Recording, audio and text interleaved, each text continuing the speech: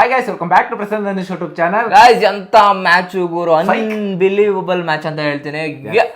Lowest total defend ಇಂದ IPL 111 run 112 run defend target ಇದ್ದಿದ್ದು ಕೋಲ್ಕತ್ತಾದವ್ರಿಗೆ. 111 ರನ್ ಇವ್ರು ಹೆಂಗಾದ್ರೂ ಮಾಡಿ ಆಲ್ ಔಟ್ ಮಾಡ್ಬೇಕಾಗಿತ್ತು.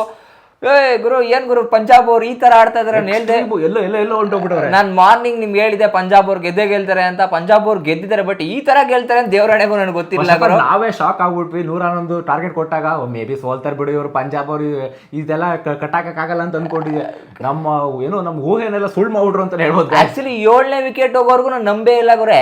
ಬಿಡು, ರಸಲ್ ಇದಾನೆ ಹೊಡೆದಾಕ್ತಾನೆ, ರಸಲ್ ಇದಾನೆ, ಯಾರೋ ಒಬ್ರಾರ ಹೊಡಿತಾರೆ ಅಂತ ಅನ್ಕೊಂಡು 7ನೇ ವಿಕೆಟ್ 8ನೇ ವಿಕೆಟ್ ಆಗೋರು ನನ್ ಬಿಲೀವೇ ಇಲ್ಲ ಗುರು. ಫಸ್ಟ್ ಆಫ್ ಆಲ್ ಆಕ್ಚುಲಿ ಇವ್ರು ಎಂತ ತಂಡ ಗುರು ಪಂಜಾಬ್ ಅವರು. ಹೈಯೆಸ್ಟ್ ರನ್ ಚೇಸ್ ಮಾಡೋದು ಕೋಲ್ಕತ್ತಾ ಮೇಲೆ ಇವರೇನೆ, ಅದು IPL ಹಿಸ್ಟ್ರಿಲೇನೆ. Overall IPL lowest defend ಮಾಡ್ಕೊಂಡಿರೋದು ಇವರೇ. 2 ಹೆಸರು ಇವ್ರದೇ ಗುರು ಪಂಜಾಬ್ ಅವರು. ಬೈಬೇಕಾಗಿರೋದು ಯಾರಿಗೆ ಅಂತಂದ್ರೆ ಅಜಿಂಕ್ಯ ರಹಾನೆಗೆ ಬೈಬೇಕು ಗುರು. ಅಲ್ಲ ಗುರು, ರಿವ್ಯೂ ತಗೋಬೇಕು ತಾನೆ. ಬಿಟ್ಬಿಟ್ಟು ಅಪ್ಪರ್ ಕೊಟ್ಟ ಅನ್ಬಿಟ್ಟು ಇವನು ನೆಟ್ಟಾಗಿ ನಡ್ಕೊಂಡು ಹೋಗ್ಬಿಟ್ರಿ ಹೆಂಗೆ. ಇಲ್ಲ ಆಕ್ಚುಲಿ ಪಾಪ ಬ್ಲೇಮ್ ತಗೊಂಡ್ರು ಅವ್ರ ಮೇಲೆ. ಲಾಸ್ಟ್ ಅಲ್ಲಿ ಇಂಟರ್ವ್ಯೂ ನಾನು ನೋಡ್ತಾ ಇದ್ದೆ, ನನ್ನ ಮೇಲೆ ಬ್ಲೇಮ್ ತಗೊಂತೀನಿ. ಅದು ಆಕ್ಚುಲಿ ನನ್ನ ಡಿಸಿಷನ್ ಏನಂತ ಅನ್ಕೊಂಡೆ ಅಂತಂದ್ರೆ, ಇವ್ನ ಲೈಕ್ ಅವ್ರ ಪ್ಲೇಯರ್ನ ಕೇಳ್ತಾರೆ ಅಂತ, ರಘುವಂಶಿನ ಏನಿತ್ತು ಅಂತ ಕೇಳ್ತಾರೆ. ಅವ್ರು not decided, maybe umpire's call ಆಗ್ಬೋದು ಅಂತ ಹೇಳಿರ್ತಾರೆ. ಅದಕ್ಕೆ ಏನ್ ಮಾಡಿದ್ರೆ ಪರವಾಗಿಲ್ಲ ರಿಸ್ಕ್ ಯಾಕೆ ತಗೊಳ್ಳೋದು ಅಂತ ಅವ್ರು ಎದ್ದು ಹೋಗ್ತಾರೆ. ಅಲ್ಲ ಗುರು, ನಂಗೆ ಒಂದು ಅರ್ಥ ಆಗ್ತಲ್ಲ, ರಿವ್ಯೂಗಳು ಇದ್ದಾಗ ತಗೊಂಡ್ಬಿಡ್ಬೇಕು. ಇವರನ್ನ ಉಳಿಸ್ಕೊಂಡ್ರೆ ಏನಾರು ನೆಟ್ ಜಾಸ್ತಿ ಪಾಯಿಂಟ್ಸ್ ಕೊಡ್ತಾರೆ. 2 ರಿವ್ಯೂ ಐತೆ, ಏನಕ್ಕೆ ತಗೊಳ್ಳಿಲ್ಲ ಅಜಿಂಕ್ಯ ರಹಾನೆ ಅವರದ್ದು? ಒಂಥರ ಹೆಂಗೆ ಅಂತಾರೆ, ದಡ್ಡತನ ಎದ್ದು ಕಾಣಿಸ್ತು ಅಂತಾನೆ ಹೇಳ್ಬೋದು ಗೈಸ್. ನಂಗೆ ಲಿಟ್ರಲಿ ಶಾಕ್ ಆಗಿದ್ದೇನಪ್ಪ ಅಂತಂದ್ರೆ, ಲೈಕ್ ನೀವು ಮ್ಯಾಚಲ್ಲಿ ಇರ್ತೀರ, ಕಂಪ್ಲೀಟಾಗಿ ಮ್ಯಾಚು ನಿಮ್ಮ ಕೈಯಲ್ಲೇ ಇರುತ್ತೆ. ನೀವ್ ಯಾಕೆ ಅಷ್ಟರ ಶಾರ್ಟ್ಸ್ಗಳು ಹೊಡಿಯಕ್ ಹೋದ್ರಿ? ಲೈಕ್ ಯಾಕೆ ಗುರು? ಯಜುವೇಂದ್ರ ಚಹಲ್ ರಸೇಲ್ ಅವ್ರಿಗೆ ಲಾಸ್ಟ್ ಹೊಡೋದಲ್ಲ, ಆ ಶಾರ್ಟ್ ಬೇಕೇ ಇಲ್ಲ. ಅವ್ರು ಆಕ್ಚುಲಿ ಪ್ರೆಷರ್ ಬಿದ್ರು. ಒಂದೇ ವಿಕೆಟ್ ಇದ್ದಿದ್ದು, ಮೇ ಬಿ ಅದು ಇನ್ಸೈಡೆಡ್ ಲಕ್ಕಿ ಅಂತ ಹೇಳ್ಬೋದು. ಆಕ್ಚುಲಿ ಹೇಳ್ಬೇಕು ಅಂದ್ರೆ ರಸಲ್ ನಾವು ಬ್ಲೇಮ್ ಮಾಡಕ್ಕಾಗಲ್ಲ. ಇಲ್ಲಿ ಬ್ಲೇಮ್ ಬಿಟ್ಬಿಟ್ಟಿರಾಗಿರೋದು ಇನ್ನ 30 ಬಾಲ್ಗಳವೆ, 17 ರನ್ ಬೇಕಾಗಿರೋದು. ಸೊ ಆರಾಮಾಗಿ ಕುಟಿಕೊಂಡು ಅದ್ರ ವೈಡಲ್ಲಿ ಏನೋ ಹಾಕಿರೋ ರನ್ ಬಂದಿರ್ತಿತ್ತು. ರಸಲ್ ಅವ್ರ ಪಾಪ ಫುಲ್ ಹುರ್ಕೊಂಡ್ಬಿಟ್ರು ಲಾಸ್ಟ್ ಅಲ್ಲಿ ಮಾತ್ರ. ಆಕ್ಚುಲಿ ಮೂರೇ ಶಾಟ್ ಬೇಕಾಗಿದ್ದು, ಇವ್ರು 1 ಬಾಲ್ 1 ವಿಕೆಟ್, ಅವ್ರು 3 ಬಾಲ್ 3 ಶಾಟ್ ಬೇಕಾಗಿತ್ತು. 17 ರನ್ ಬೇಕಾಗಿತ್ತು, 18 ರನ್ ಸಾಕಾಗಿದೆ. ನಾನು ಅದನ್ನೇ ಹೇಳ್ತಾ ಇರೋದು. ಬಟ್ ಇಲ್ಲಿ ಏನಪ್ಪಾ ಅಂತಂದ್ರೆ, ಗಾಡ್ ದೇವ್ರು ಬರ್ದ್ಬಿಟ್ಟಿದ್ರು ಪಂಜಾಬ್ ಕಡೆ ಮ್ಯಾಚ್ ಇರ್ಬೇಕು ಅಂತ. Yuzvendra Chahal you beauty. ಎಲ್ಲಿದ್ದ ಮ್ಯಾಚ್ ಎಲ್ಲಿಂದನೋ ಕರ್ಕೊಂಬಂದು ಎಲ್ಲಿಂದನೋ ನಿಲ್ಸ್ಬಿಟ್ರು.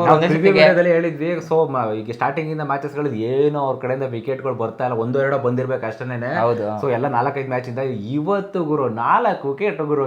ಏನ್ ಗುರು, ಒಂದೊಂದು ಮುತ್ತು ಅಂತ ಹೇಳ್ಬೋದು. ಕಮ್ ಬ್ಯಾಕ್ ಇಂದ IPL ಹಿಸ್ಟ್ರಿ ನನ್ನ ಪ್ರಕಾರ. ನಾನ್ ನೋಡಿದ್ರಲ್ಲೇನೆ ಮ್ಯಾಚ್ ಇಲ್ದೇನೆ ಮ್ಯಾಚ್ ನ ತಗೊಂಬಂದು ಅವ್ರ ಕೈಯಲ್ಲಿ ಕಟ್ಟಾಕೊಂಡು ಒಂದು ಗೋಡೆ ಹಾಕೊಂಡ್ಬಿಟ್ರು. ನಮ್ದೇ ಪಂಜಾಬ್ ಏನ್ ಕೋಲ್ಕತ್ತಾದವ್ರು ಕುಣಿತಾ ಬಿದ್ದಿದ್ದಾರೆ. 4-6 ಹೊಡಿತಾ ಇದ್ರೆ, ಯಾವಾಗ ಚಾಹಲ್ ಅವರು ರಸಲ್ ಅವ್ರು ಹೊಡೆದ್ರಲ್ಲ, 4 ಹೊಡಿತಾರೆ.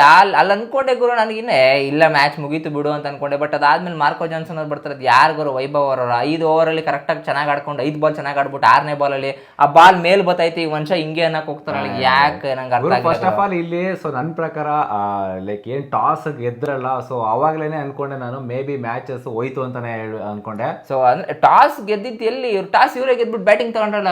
ಪಂಜಾಬ್ ಅವ್ರು ಕಾನ್ಫಿಡೆಂಟ್ ಇತ್ತು ನಾವು ಡಿಫೆಂಡ್ ಮಾಡ್ತೀವಿ ಅಂತ.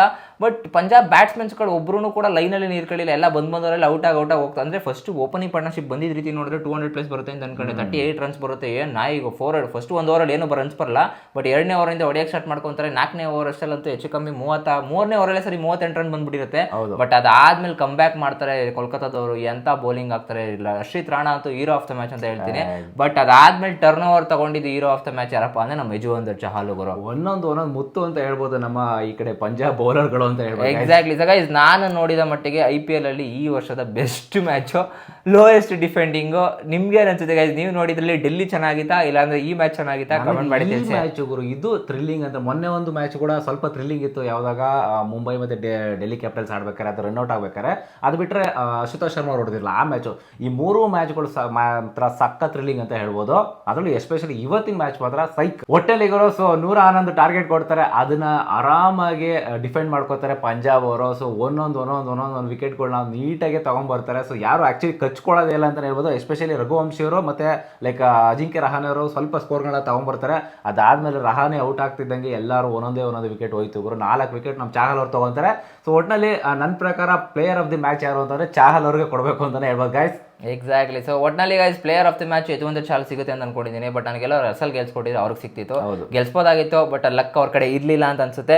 ಸೊ ಈ ಕಡೆನೂ ಕೂಡ ಹೈಯೆಸ್ಟ್ ರನ್ ಗೆಟರ್ ಯಾರು ಇಲ್ಲ ಗುರು, ಜಸ್ಟ್ ಪ್ರಭಾನ್ ಸಿಂಗ್ ಅವ್ರು 30 ರನ್ ನೋಡಿತಾರೆ ಅಷ್ಟೇ. ಅದಾದ್ಮೇಲೆ ಅದೇ ಓಪನಿಂಗ್ ಪಾರ್ಟ್ನರ್ಶಿಪ್ ಚೆನ್ನಾಗಿ ಬಂದಿದ್ದು. ಅದಾದ್ಮೇಲೆ ಶಶಾಂಕ್ ಸಿಂಗ್ ಮೇಲೆ ತುಂಬಾ ಎಕ್ಸ್ಪೆಕ್ಟೇಷನ್ಸ್ ಇದೆ. ಶಶಾಂಕ್ ಸಿಂಗ್ ಅವರು ಕೂಡ ಅನ್ಫಾರ್ಚುನೇಟ್ಲಿ ಔಟ್ ಆಗ್ಬಿಡ್ತಾರೆ.